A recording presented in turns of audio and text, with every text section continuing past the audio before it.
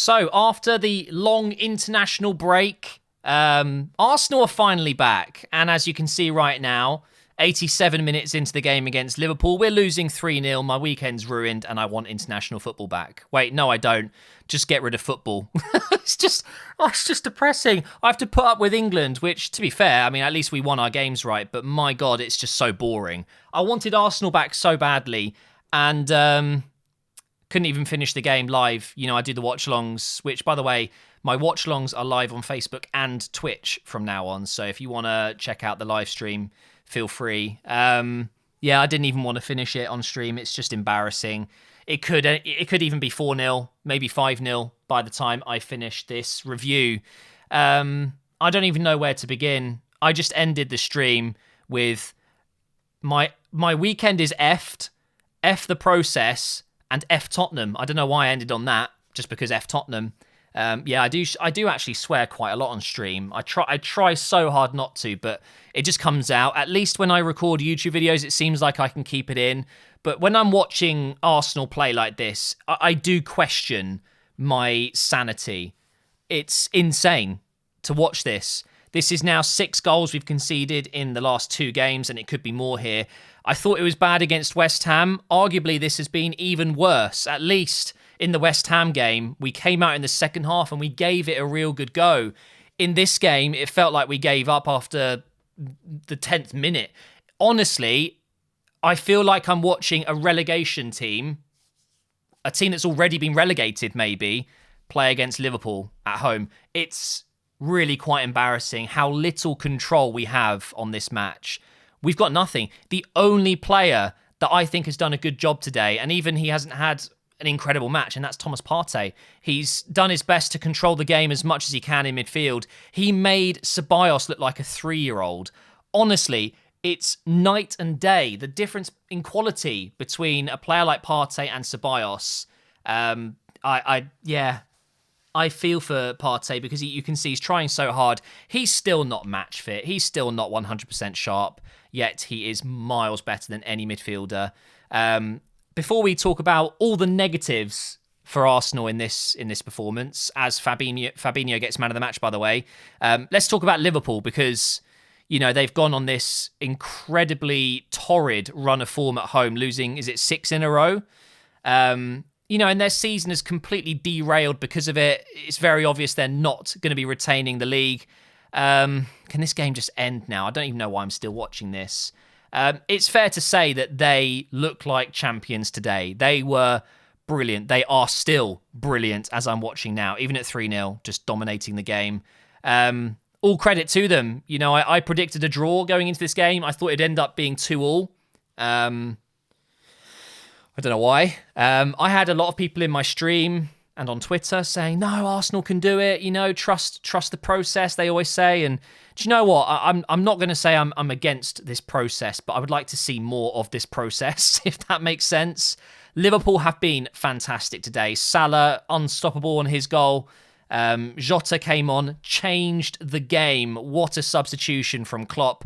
It wasn't just a player for a player, it was a system change. Milner playing a little bit deeper, going on that left side, replacing Robertson as he came off, and then Jota's been given the free roam to basically go wherever he wants, and he's been, well, he would be man of the match if Fabinho wasn't, I think. So, yeah, well done, Gabriel. Just basically throwing Jota to the floor there. Nice little yellow card. Pointless.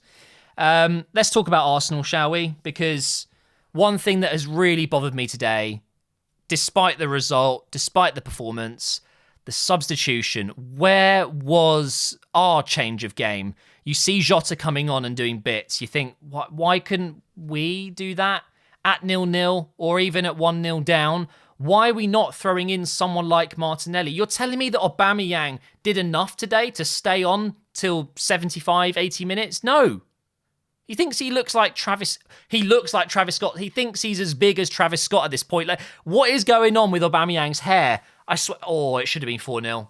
I shouldn't talk about his haircut. Who cares? Who cares about Aubameyang's hair? He's not performing. It's shocking. Captain, you have to be joking. Next season, we have to elect an actual captain that leads by example. I made a point of this in the stream. It's not about just playing by example. You know, you don't have to play by example only. You have to lead by example. And Aubameyang has been our best player over the last 2 years, 2.5 years. Like 100%, he's carried this club. He won us the FA Cup, arguably, okay? So fair play to the guy. But this season, no.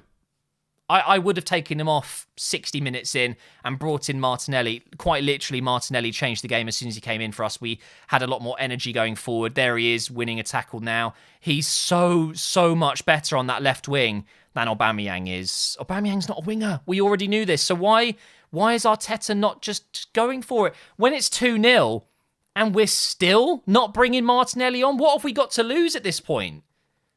And it's just, I don't know.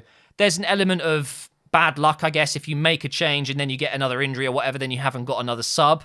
But honestly, when you're 2-0 down and you need something to get yourself out of the mess, you want a player like Martinelli coming on. We've missed Xhaka, dare I say it today. We've missed Saka. We've missed Smith Rowe. Ødegaard hasn't done enough today. Gabriel has had a pretty shocking game at centre-back. We lost Tierney in the first half to an injury. Doesn't look good. Really disappointing. But there's just no fight. Like, honestly, we, as I said, look like a team that's already been relegated and we're not playing for anything. It's as if they just don't care. We have not done anything. I can bring up the stats now. Should we have a look? Is it latest up-to-date stats? I think it is. Shots on target, 2. Shots off target, 0. Blocked shots, 1. Possession, 36%. I mean, unreal. Absolutely unreal. 9 treatments. What? I didn't even know that was an actual stat. Unbelievable. It really is. Oh, no. Salah's in. He's one-on-one with Gabriel. Oh, my God. Should be 4. And Salah falls to the floor as if he's just been shot by a sniper. That's how much it means to him to score, to get another goal. He's fuming that he didn't get a goal there or an assist. That's the passion, okay? Arsenal players don't care. It honestly feels like they don't care. I need to turn this off. I'm just going to lose it. I'm just going to absolutely lose it. It's a terrible, terrible performance. My weekend is ruined already. Yeah. Oh, I'm getting a headache now as well. It's really disappointing because you kind of expect something more when you're coming up against the current champions of England who are kind of down and out at this point. You know, they're not in the top 4. They don't look great. They're not winning games. Why not just go for it? You're the home team. We've set up relatively well with a pretty attacking team, to be fair. And it's just so lethargic. It's I don't know, man. It feels like Arsenal have been off for a month, whereas Liverpool have had that kind of week or two, and they're much fresher. I don't know. I don't know how to explain it. Is Arteta the right man? I still think so. I still think that Arteta is worth holding on to. I think we do need to trust this process. We have seen improvements. But in games like this, I do wonder, are we not better off just bringing in a manager that's done it all before? That's got all the experience? Because Arteta's not an experienced manager. He hasn't had enough scenarios or situations like this happening to know what to do. I really feel like, at times he's not helping himself, but he's learning. He's learning as he goes. And unfortunately, we're kind of like, we're the beta tester team for him as he goes on to do, I'm sure, great things in his managerial career. The Arsenal beginning is just that, a beginning for Arteta. I think he's a very clever guy, and I think that, yes, he's making mistakes, but as I said, he's kind of learning as he goes. It's difficult to watch because you want more. As an Arsenal fan, you just want more. We're coming up 20 years since the Invincibles, 20 years. That just makes me feel so sad. Some of those players in that Invincibles era, they put this whole club to shame. This current team, shameful. You think the likes of Sol Campbell, just one player that comes off the top of my mind, would he allow this to be happening game in, game out? Ashley Cole at left back, like, what a terrible example, but it's true. Ashley Cole performed week in, week out. And then the likes of Thierry, Dennis Bergkamp, Patrick Vieira, Perez, the list goes on. We've just got nothing like that in this team, and we need so much work. And we don't have the money. Everyone's talking about keeping Martin Ødegaard. That isn't going to stop 3 goals a game going in, is it? Having a Martin Ødegaard signing on permanently. I don't know if we're going to have enough to do anything. This might be it for a while. I have a very sneaky suspicion that this is where we're going to be for a while. We're not even guaranteed Europa League football next season. If we don't win the Europa League this season, we have no European football. And do you know what that means? Less money, prize money, less pulling power. We're not going to be able to bring in players that want European football, let alone Champions League football. And it also makes it hard to keep players. You think Saka, Martinelli, Smith Rowe will be happy with this situation? No. They want to go on to win the Champions League and not just Champions League, but Premier Leagues and other leagues. They want to go on and do big things, but Arsenal are going to be left in the dark ages at this rate. And that's really worrying. We've got, I think, 8 games left of the season now. So, there's 24 points up for grabs. And yeah, technically, until it's mathematically impossible, there is always the chance we can get into that top 6, top 5, top 4. But it's not going to happen. I'm sorry to be a party pooper, but it ain't going to happen.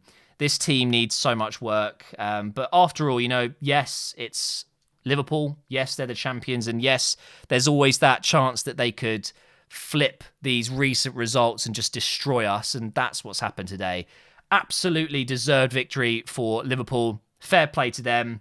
Back to the drawing board for Mikel and the team, because tonight was awful. But anyway, I'm going to jump back on stream. I'm going to be playing some Diablo if you're interested over on my Facebook page. The link is down below. And I'm sure we'll be talking Arsenal throughout that. So thank you for watching, guys. It's good to get recording Operation Arsenal back up again. Although maybe not the best game to come back to. Hopefully, we will destroy that club on Thursday.